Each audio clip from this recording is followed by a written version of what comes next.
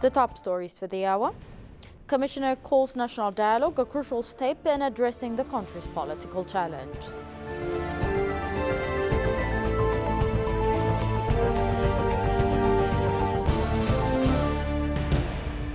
And launch of the satellite account said a key initiative to bolster the country's tourism industry.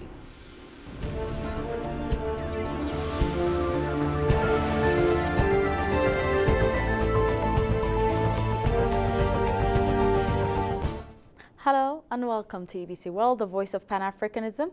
With me, Makrela Siyum, with the daily updates.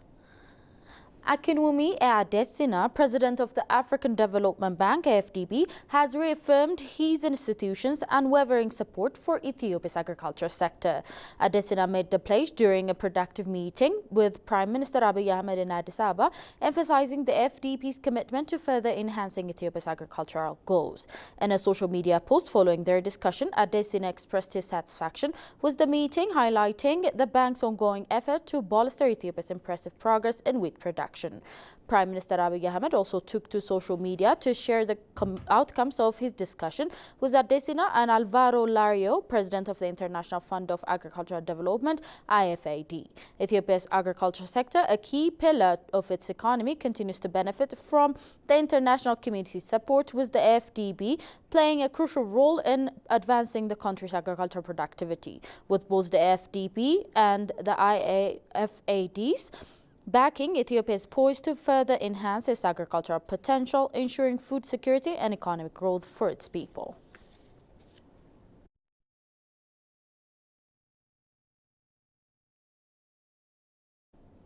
UK Deputy Prime Minister Angela Rayner has called for a strong focus for environmentally sustainable production during her visit to Ethiopia's Hawassa Specialist Economic Zone (SEZ), where she met with the CEO of the Ethiopian Industrial Park Development Corporation (IPDC), Fisahai Tagasu. In a meeting that highlighted the intersection of sustainability and economic development, Rayner emphasized the need for products to be manufactured in an environmentally sustainable manner, all while maintaining high-quality standards. Her comment came amid a briefing by Tagasu on the IPDC's efforts to build eco-friendly industrial park. Notably, the SEZs are equipped with cutting-edge zero liquid discharge waste treatment system, reflecting Ethiopia's growing commitment to sustainable industrialization. Rayner also noted the evolving global market dynamics, pointing out the rising labor costs in Asia that have made garment and apparel products more expensive. With both nations focused on sustainable development and mutual economic growth, this visit marks a significant step towards enhancing Ethiopia's industrial capabilities and international trade partnership.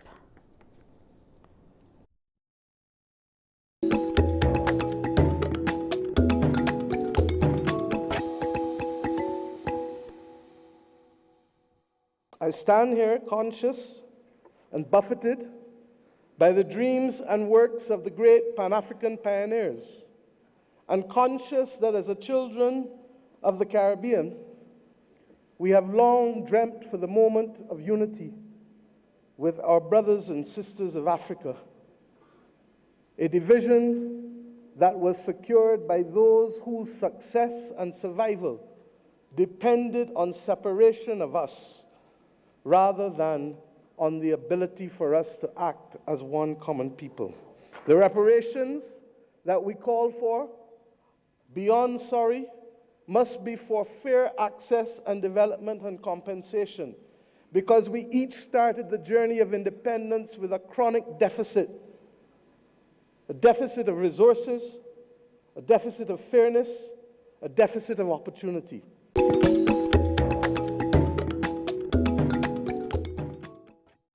Jonas Adaye, Commissioner of the Ethiopian National Commission, has lauded the ongoing national dialogue, calling it a crucial step in addressing the country's political challenge and paving the way for lasting peace. Speaking about the initiative, Adaye stressed the importance of tackling historical, political, and ethnic issues to heal deep-rooted societal wounds. He urged armed groups to take part in the dialogue, describing it as an opportunity for all sides to emerge and winners through collaboration and mutual understanding. The call for inclusion in the conversation underscores the government's commitment to fostering unity and peace in the country that faced ongoing division.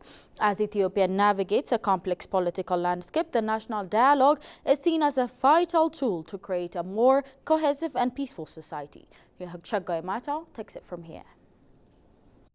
The Ethiopian National Dialogue Commission was established in 2022, aiming to build national consensus, entrenching trust between the state and society, and making dialogue a culture to the nation. The Commission has been gathering different agenda items from across the country, except Tigray region, to undertake the national dialogue. Talking to EVC World, Commissioner of the Ethiopian National Dialogue Commission, Yonas Adaye, hailed the dialogue as a panacea for Ethiopia's political problems, calling it the right mechanism to deal with conflicts over military solutions. Dialogue has been preferred over any other mechanism of dealing with conflict in South Africa to break the apartheid system and to bring black and white together in the colored. There are three: the black, the white, and the colored.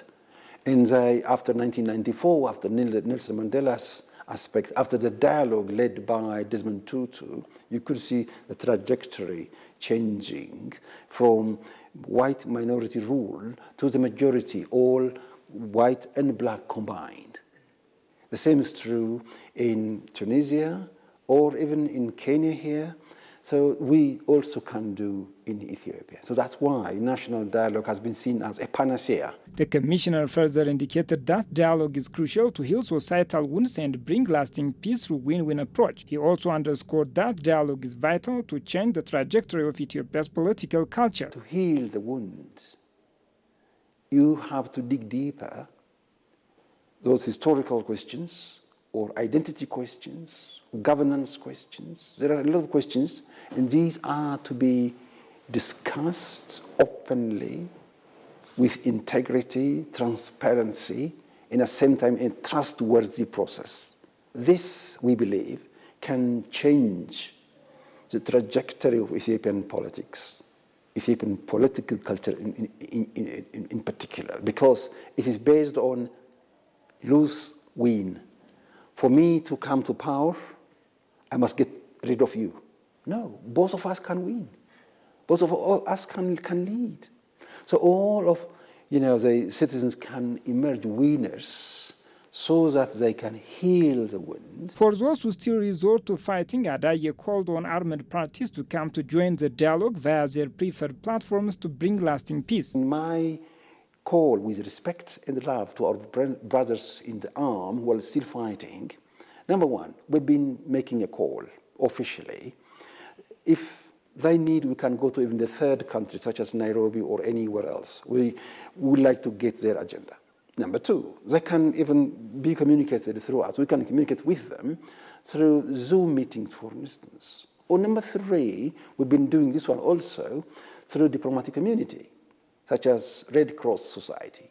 Most ambassadors also, we invited to this very room and to interfere, to intervene. We also ask the very government to facilitate for us, National Dialogue Commission, and for our brothers and sisters in the armed struggle, so that we can discuss together, and they would give us their agenda. Then we can bring peace peacefully, rather than through fights and through fire, through killing. It is to be recalled that the House of People's Representatives extended the term of the National Dialogue Commission on Tuesday by an additional 1 year, following a thorough evaluation of the Commission's performance over the past 3 years. Ethiopia, with its rich cultural heritage, ancient historical sites, and vibrant festivals, offering a captivating escape for travelers looking for authentic, off-the-beat path experience. Tourism Minister Salamawit Kasa, speaking to Ethiopia in Focus, highlighted the government's ongoing efforts to bolster the industry, including the launch of satellite account, a key initiative to strengthen the country's economy. The following report by Tegister Nasa sheds a light on the matter. Take a look. Ethiopia offers the world a unique blend of rich cultural heritage, ancient historical sites like the rock-hewn churches of Lalibela and the city of Aksum, diverse landscapes including the Bali and Samin Mountains, the Omo Valley, vibrant religious festivals, and opportunities for ecotourism, making it a captivating destination for travelers seeking authentic and off-the-beat-path experiences. Talking to Ethiopia in Focus Tourism Minister Salamawit Kasa reiterated that the government has been putting in place new policies to pay more attention to the sector. The launching of the satellite account has been such a crucial initiative the government undertaken. Understanding the sector itself is identifying where you need to, as a government, where you need to intervene and invest. So to get that clear idea, you need to have the data, you need to have the numbers, you need to have, the corroborated information. That was very vague, in the past years. That's why the ministry has been working on developing the tourism satellite account, which can map out how many tourists have come to our country in a very clear manner. But not just that. Those tourists coming here should have a real impact on the economy. So finding out what kind of economical, input the tourism sector has in the macroeconomic level would give a clear idea. The minister further added that Ethiopia has been named the land of the origins for a reason. Originality, we're talking about the oldest humanoid in the world, Lucy, not just Lucy though. We're talking about other local name as well. Dinkanesh in Ethiopian, in her Ethiopian name. And you have a namesake as well, Salam? Exactly. We have Ardi as well. And a lot of other very unique and significantly important to the sector. And those discoveries have made us the land of origin. But we're not just talking about humanoids here. We're actually talking about a lot more than that. We're talking about the origin of coffee, for example. Coffee Arabica has originated in our country, Ethiopia. We're talking about the first pilgrimage of the Muslim religion, the Muslim religion, followers to our country. We're talking about Al-Najashi here. When we talk about the originality, we're talking about our unique calendar. When we talk about originality and the land of origin, we're actually talking about our independence. We are the only country that has, kept independence from colonial powers. So it is actually a very layered and multifaceted concept, and that makes it very, very interesting and it's never boring. Projections for the next 5 to 10 years suggest that with the continued investment, Ethiopia's tourism sector could surpass pre-pandemic levels by the late 2020s. Initiatives focusing on enhancing infrastructure and developing new tourism products like ecotourism will be key drivers of growth. That's all we had for today's update, but before I go, let's have a recap of the top stories once again.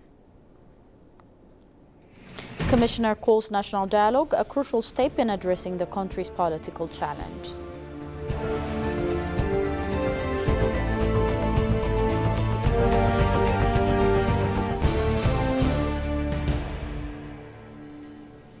And launch of the satellite account said a key initiative to bolster the country's tourism industry.